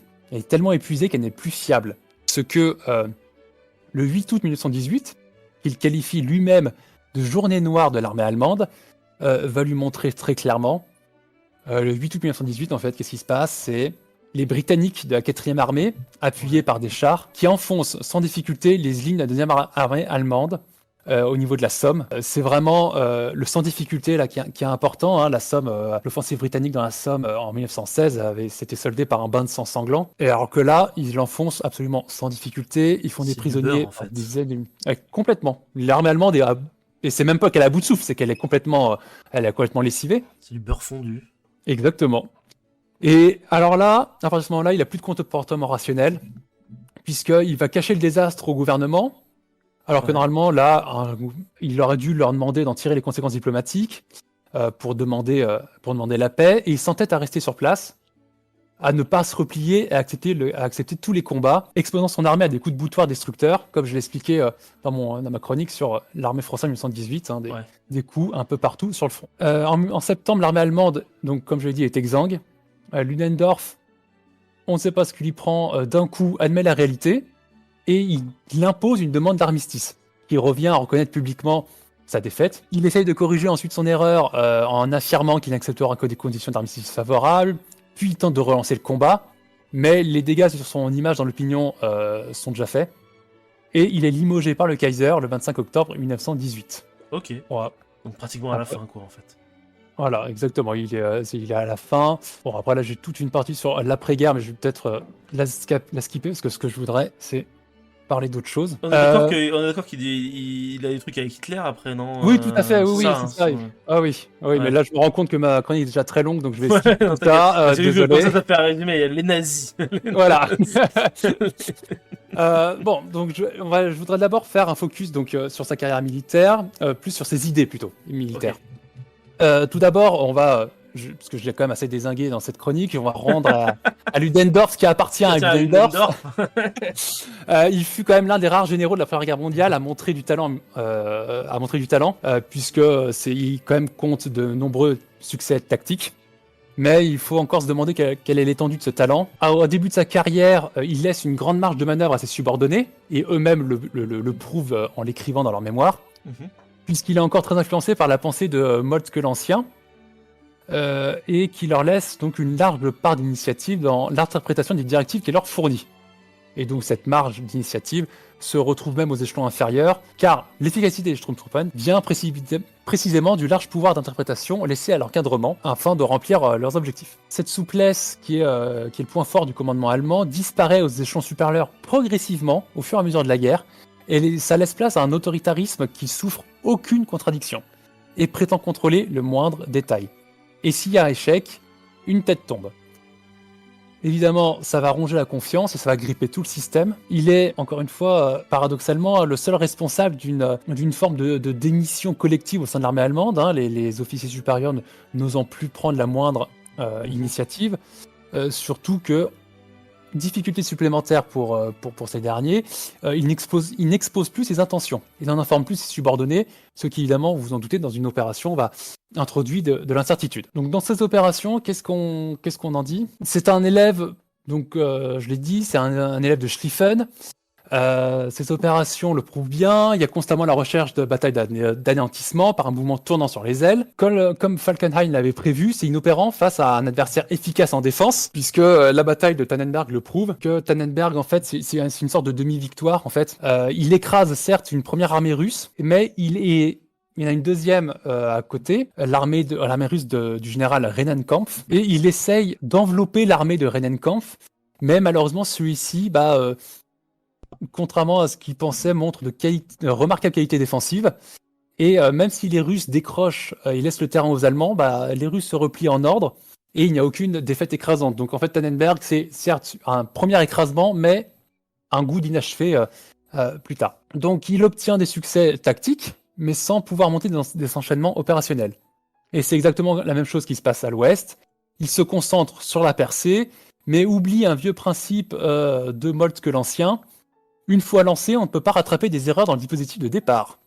Or, comme je l'ai dit tout à l'heure précédemment, il a établi son dispositif sans fixer clairement d'objectifs, sans fixer clairement les phases d'enchaînement postérieures à la percée. C'est aucune chance que son armée se développe dans un sens précis. En plus, comme tout bon officier supérieur allemand, il néglige sa logistique, puisqu'il pense qu'au pire, ses troupes se serviront dans les magasins britanniques qu'ils captureront, et néglige ses réserves, car après le succès du 21 mars et l'armée française qui vient à la rescousse de l'armée britannique, on constate que les divisions en première ligne sont toujours les mêmes, en fait, depuis le 21 mars. Elles ont perdu 50% de leurs effectifs et les divisions d'attaque sont grandement affaiblies. En fait, il n'a plus aucune réserve offensive. C'était donc un excellent tacticien, mais il n'a jamais arrivé à se hisser au niveau de l'art opératif, en fait. C'est ce qui est un grand classique chez le général allemand qu'on retrouvera encore plus tard, pendant la Seconde Guerre mondiale. Aucune notion de cet art opératif qui pourtant est si important. Voilà. Je pourrais peut-être préciser des choses dans une autre chronique parce que je me rends compte que j'ai encore pas mal de choses à me dire. Et là, voilà. Il y aura donc un épisode 2 sur. Il y aura un épisode 2, je pense. Voilà. Je veux pas endormir tout le monde. Là, c'est vrai qu'il y aurait pas plein de trucs à. Parce qu'en fait, oui, ça a l'air d'être un mec hyper important. Moi, je connaissais pas du tout. En fait, je connais très peu. C'est l'un des personnages, je pense, l'un des généraux, si c'est pas avec North, le général allemand le plus important au niveau de l'état-major. Après, voilà, le truc, c'est qu'il y a tellement de théâtres d'opération, tout ça sur. Il y a des choses où tu disais, par exemple, où il laisse des troupes à l'est alors qu'il aurait pu en renvoyer à l'ouest. De ce que j'ai pu en lire, en fait, il peut pas. Enfin, il peut pas sans risquer autre chose. Mais puisque quand on imagine que la Russie tombe, qu'il y a la paix de Brest-Litovsk, il y a beaucoup de gens qui s'imaginent c'est la paix, c'est fini. Non, c'est le chaos le plus total. Il y a des bolcheviks contre des libéraux, des Ukrainiens contre des Russes, des Lituaniens contre des Lettons, contre des Allemands de la Baltique, contre des Estoniens. Et c'est le chaos le plus total.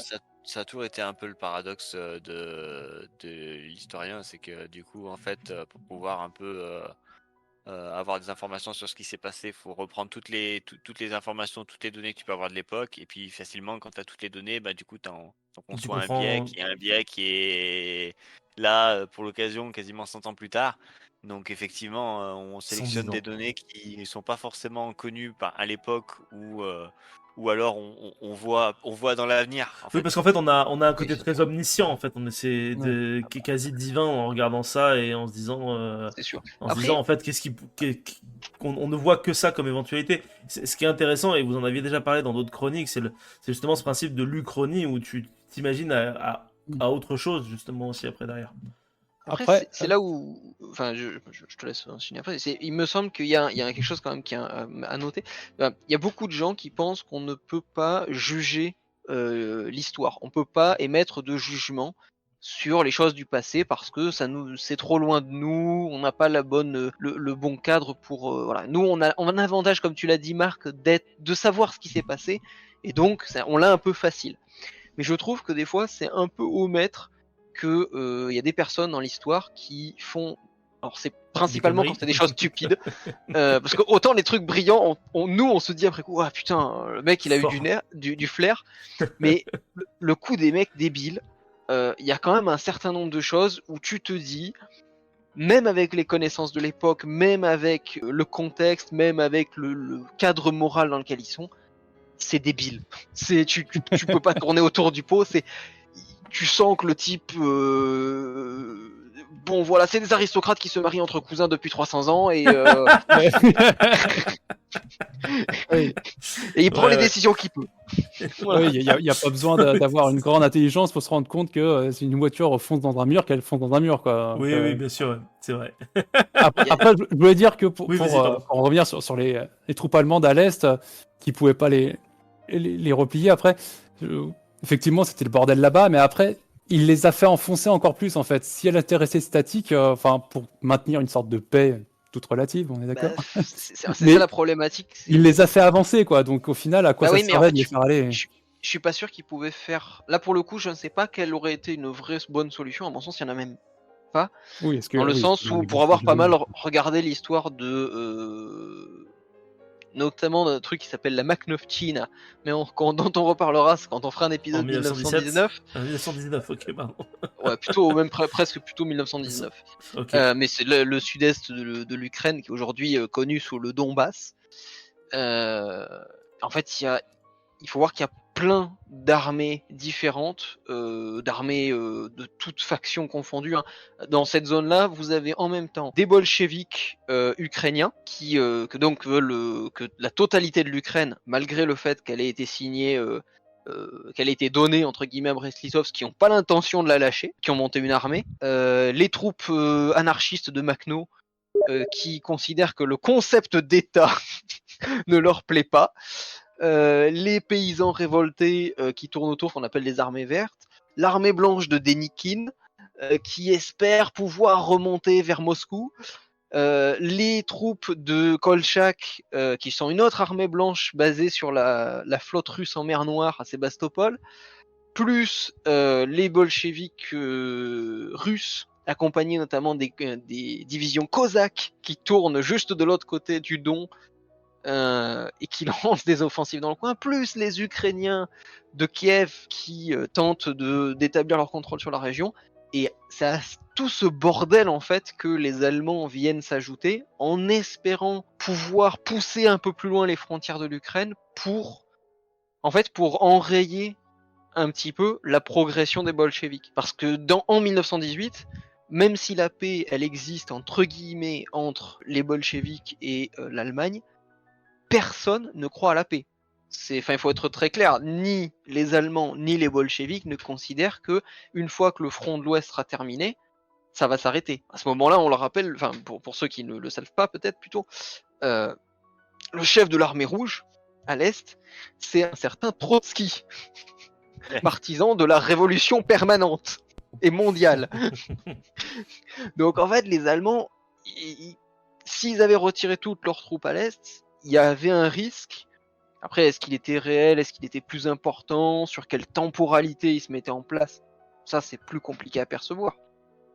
Mais il y a un fort risque que tout ce qu'ils ont gagné justement dans la paix de Brest-Litovsk, ils le perdent. D'ailleurs, malheureusement pour l'Ukraine, elle ne tiendra pas, la paix de l'Ukraine de la paix de Brest-Litovsk ne tiendra pas face aux contre-offensives soviétiques dès la chute de l'Allemagne. Mm. Et ce, malgré le soutien du bout des lèvres des puissances de l'Ouest et le soutien et / les trahisons de la Pologne. Parce que là aussi, il y a tout un tas de bordel, parce que c'est là aussi le bordel ethnique, et d'un village à l'autre, tu passes d'un village qui parle polonais à un village qui parle ukrainien, à un village qui parle le yiddish, c'est-à-dire la langue, l'une des langues en tout cas utilisées par les juifs ashkénazes. Donc c'est le bordel. Un joyeux bordel. Mais ça n'est pour le moment ni l'heure ni le lieu. Léo, est-ce que tu voudrais nous rajouter 2-3 trucs sur Lindendorf du coup avant qu'on passe à la suite? Je vous coupe un petit peu avant qu'on digresse trop sur d'autres années parce que je vous connais. Non, rien qui nous ferait rester dans le sujet.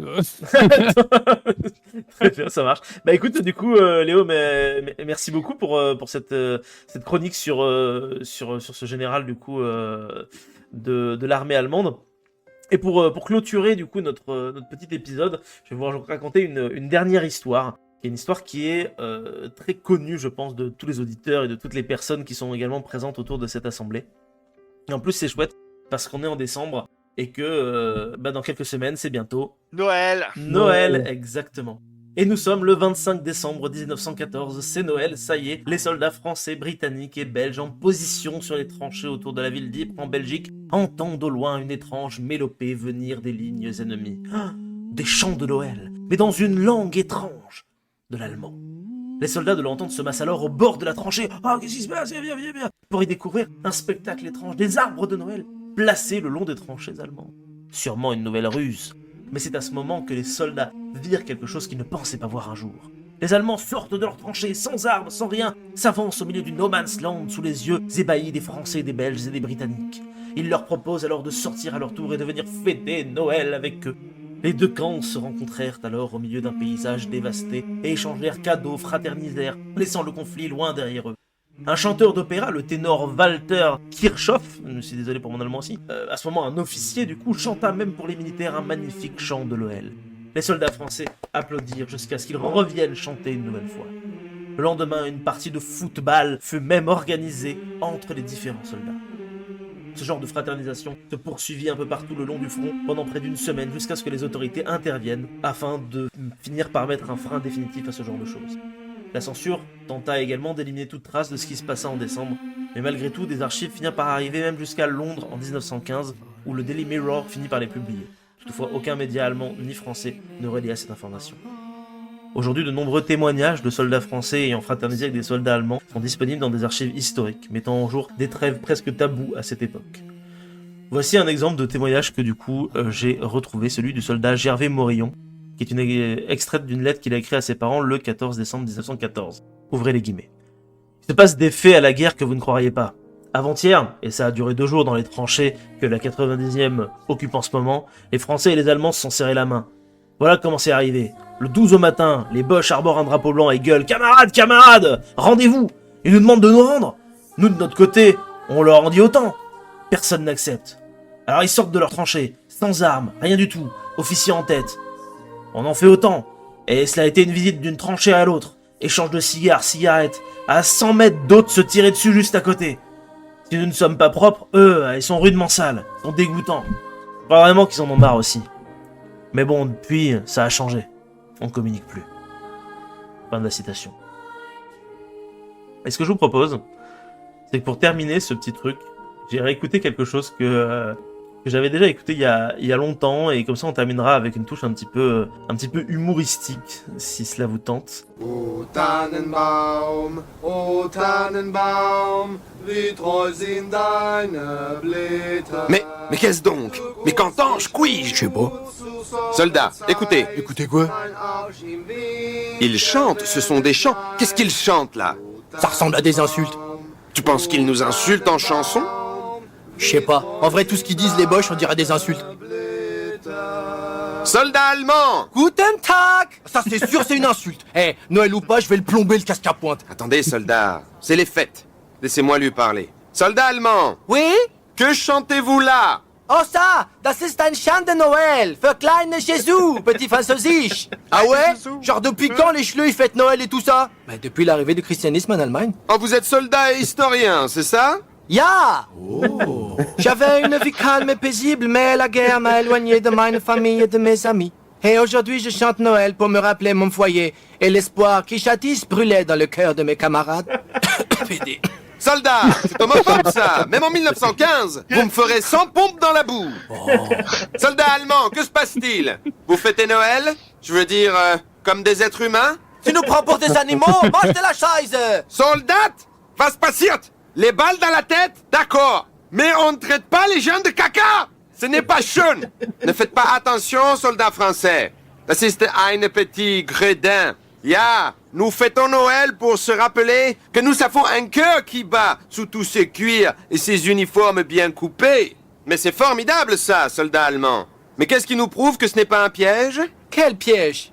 On vous a même pas invité et on fait ça dans notre coin, on est détendu. Ah ouais? Bah c'est pas grave. De toute façon, je suis sûr qu'il est tout pourri, votre Noël. Y a de la bûche? Ja.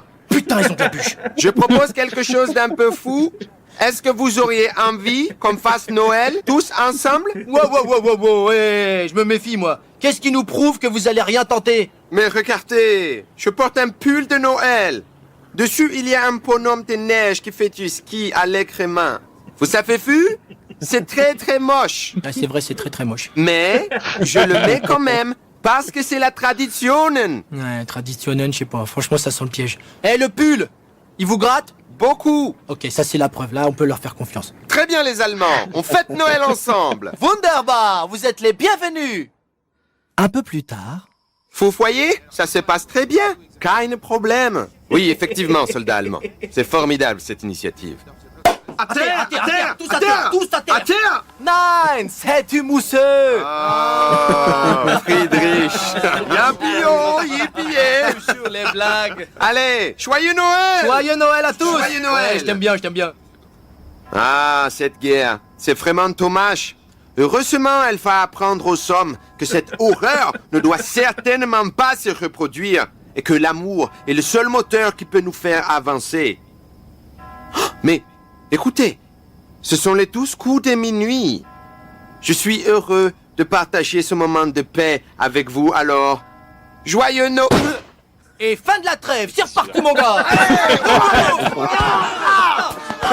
Et c'est ainsi que les soldats ont fait une trêve sympa mais qui n'a pas duré longtemps, juste avant de certainement tous mourir de l'épidémie de grippe espagnole de 1918, qui fit plus de 50 millions de morts et dont personne ne parle. C'est vrai, on n'en parle jamais de celle-là. Oui, cet épisode finit mal. Joyeux Noël à tous! Joyeux Noël! Et joyeux Noël du coup. Vous aurez sans doute reconnu du coup l'histoire racontée par les chaussettes de Yacine et Dedo, qui est une extraordinaire série que vous pouvez retrouver sur YouTube. Et je trouvais ça chouette de terminer sur un truc un peu rigolo quoi. Voilà, je l'ai rigolé tout à l'heure, je me suis dit allez vas-y, on va le partager. Je sais pas si vous connaissiez ou pas, mais je vous invite à aller regarder les autres vidéos, c'est très vieux, ça date d'il y a 9 ans. Voilà, donc au niveau d'internet, c'est être un dinosaure d'une certaine manière. Voilà. Sinon sur la trêve de Noël, vous avez aussi un film avec Guillaume Canet, je crois, dedans, Daniel Brühl, aussi tout à fait, il doit y avoir Diane Kruger aussi dedans, Joyeux Noël. Ah oui, Diane Kruger.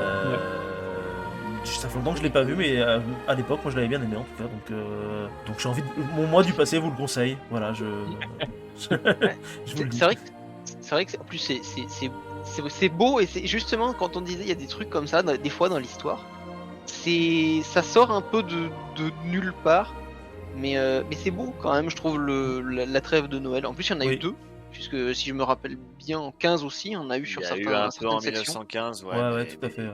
Relativement plus rare. Donc c'est quand même enfin de se dire que là, en plus le pire c'est que les soldats derrière ont pas eu envie de se retirer dessus et ils ont été obligés de déplacer les unités parce que les mecs ils voulaient plus y aller. Alors malheureusement dans l'historiographie moderne on est en train de remettre ça en question parce qu'il semblerait qu'il y a eu beaucoup de fantasmes par rapport à ça. Ah ouais, merde. Et il semblerait qu'il y ait eu beaucoup moins de... Ouais, je suis désolé, hein, je plombe l'ambiance, hein, mais... C'était beau, c'était Noël. Il y avait un petit bonhomme de neige sur le pull. Ouais, c'était un cadavre qui était mort depuis quelques temps, ce bonhomme de neige, mais bon. Non, mais il semblerait qu'il y ait eu beaucoup moins de trêves de Noël que ce qu'on a voulu imaginer, parce qu'on a voulu essayer de de donner un beau côté, de donner une belle une rétablir humanité un en peu fait l'image, à ce ouais. qui était des. Oui, ils avaient perdu leur humanité. On a essayé de leur en donner une et il semblerait qu'il y en ait eu très très très trop peu et ça n'a pas été d'une grande ambition, je dirais. Les deux camps se sont rarement fait coucou. Bah, après, Et, ça avait Oui, des puis tu le vois même dans la lettre, je trouve, du gars où en gros il dit bah là nous on a fait une pause, mais à côté ça se tirait Ouais, toujours à 100 dessus, mètres, quoi, tu ouais. vois. À 100 mètres à côté, les mecs ils se tirent dessus. Sachant que parfois les tranchées étaient séparées de 5-10 mètres quand on Ouais, voit voilà, certaines c'est ça. photos aériennes qui apparaissent. Mais malheureusement, ouais, Joyeux Noël, j'étais un peu déçu quand j'ai su que c'est faux. Oh non, Bah, c'est-à-dire que Daniel Brühl, il va contre les Russes, il va mourir. Ah non. C'est-à-dire que ça, si ça s'était généralisé, pour le coup, il y en a 2 ou 3. Il y en a une de Possible History que je vous conseille du Chrony sur si la trêve de Noël avait réussi. Ok. Et basiquement, parce que pour que les gens comprennent, on parle aussi de mutinerie. Hein. Très clairement, des mecs qui refusent de tirer sur les mecs d'en face, on appelle ça une mutinerie. Et quand les divisions entières commencent à se mutiner, les généraux ils commencent à suer du cul.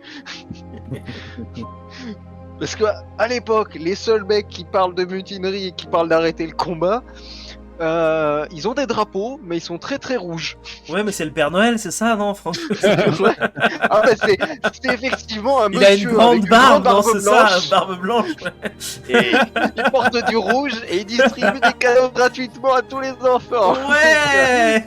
Alors, Papa Il semblerait Noël. qu'avec l'historiographie moderne dit que le Père Noël était avec des habits verts et non pas rouges. Donc, Et oui, et il était allemand, il avait un casque à pointe. Voilà. Il avait un casque à pointe. Si vous voulez en savoir plus sur le Père Noël, moi je vous envoie à ma chronique que j'avais fait sur le Père Noël et le Père Fouettard il y a 2 ans, où vous apprendrez plein de trucs sur l'origine mythologique du Père Noël, donc n'hésitez pas.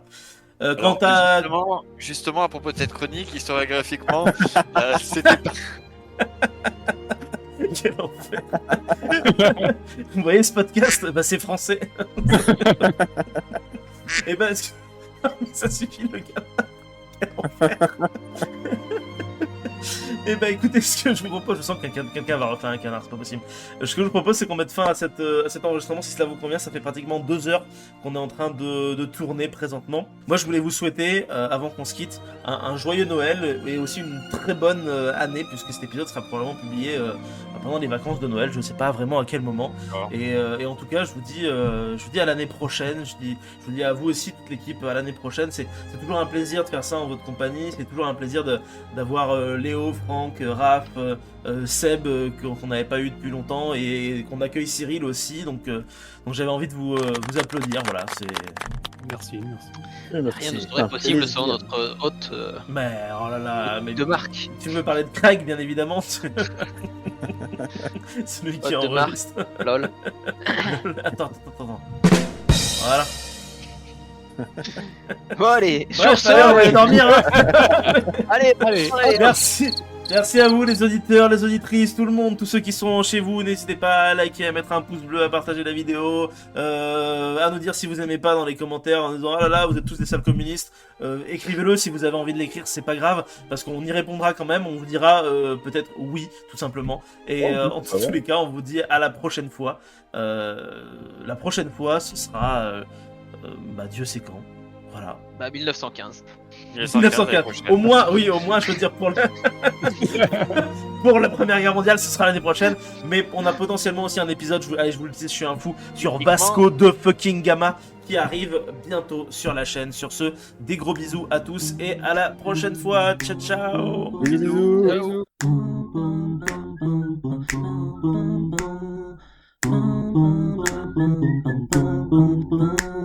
Et bah nickel. Ah putain le canard. C'est qui c'est pas Raph qui fait le canard, c'est ça, on est d'accord. Techniquement, tu peux faire l'épisode de 2025 en janvier. Hein. Ça marche. C'est vrai, ça colle. c'est vrai, ça colle. Il faudra attendre 2 ans pour faire. Pour faire celui de 1916, ouais.